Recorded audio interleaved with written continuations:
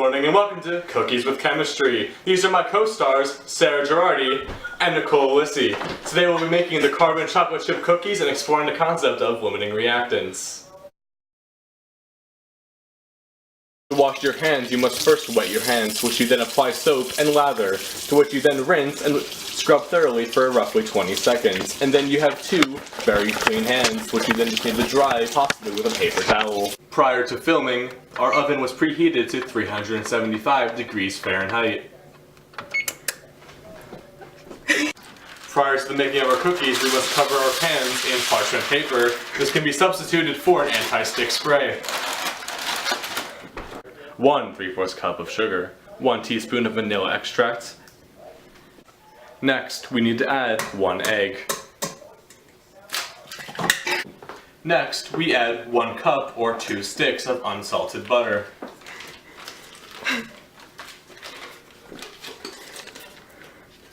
We move it up, turn it on, and watch it mix.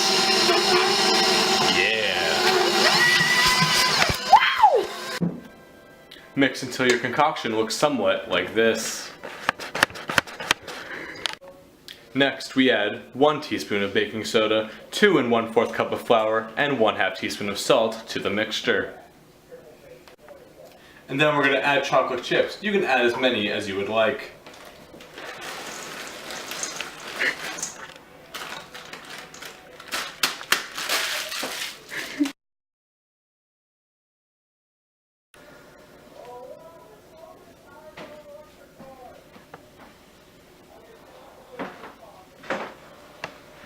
Nicole!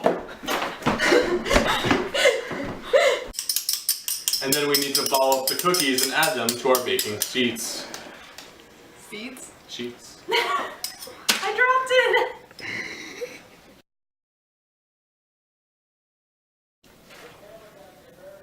We gave up. Next, we must add the cookies to the oven, being sure not to burn your hands, using an oven mitt.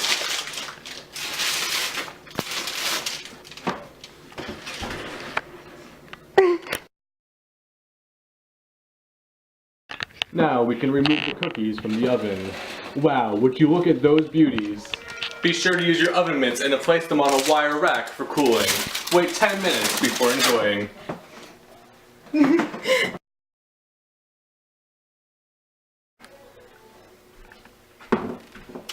Nicole!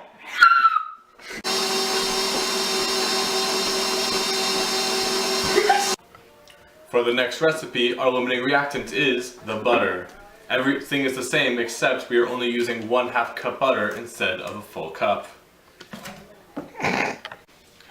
For our third batch, our limiting reactant will be the baking soda. Everything prior is the same as the first batch, except instead of using 1 teaspoon of baking soda, we're using 1/2.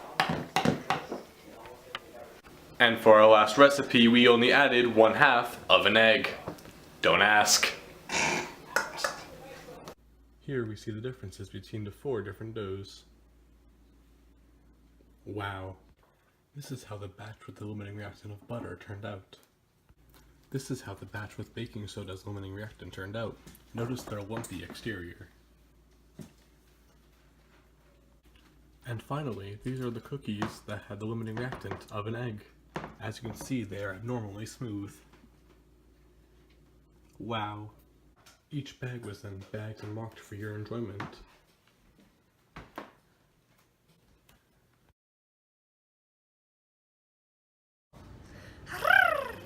Okay, let's try it again.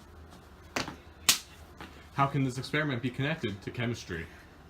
Okay, so all these ingredients are chemical, because everything's made up of chemicals, okay? And we're trying to find the limiting reactant, so you're just playing around with the ingredients, figure out which one's limiting reactant. That's your question now. Do you think this is an effective way to teach students and beneficial to understand?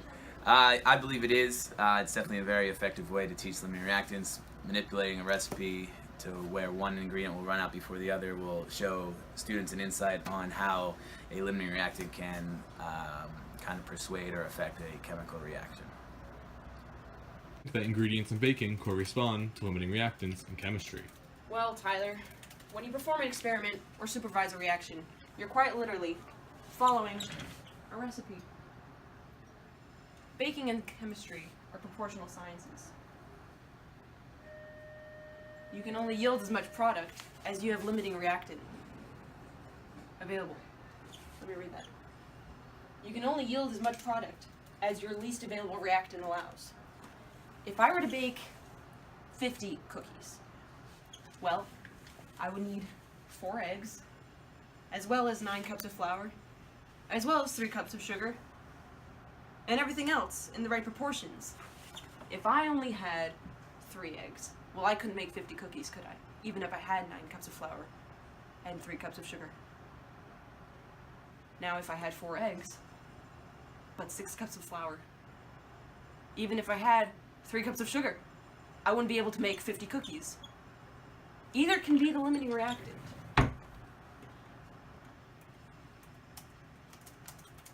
As any professional chemist knows, the parallels between baking and chemistry cannot be understated.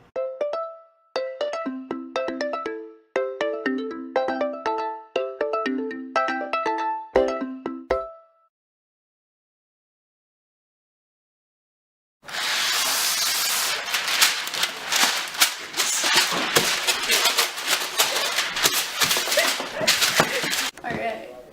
For our first batch of cookies, we begin with 3/4 cup of brown sugar, 3/4 cup.